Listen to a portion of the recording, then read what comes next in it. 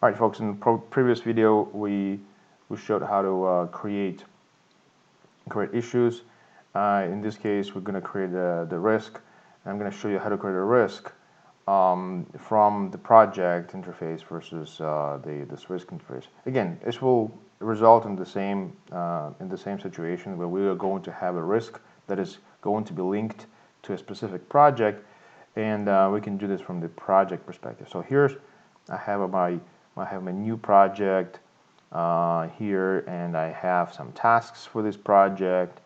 I also have some I have one issue right now for this project. So here's the tasks and board and timeline for this project. Okay, so here's I have one issue assigned to this project and associated rather to this project, and then now I have no risks associated with this project. So how do I create a risk and associate this? So I can do this, if I do this from the project, it creates the association automatically for me.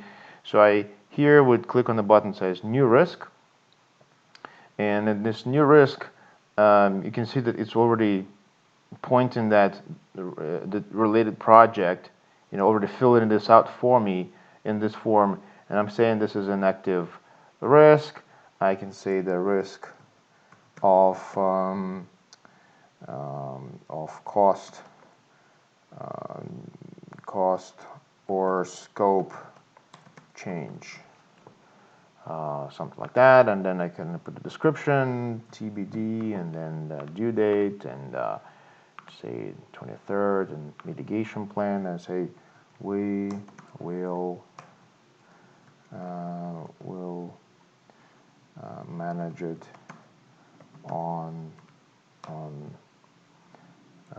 manage it closely, closely.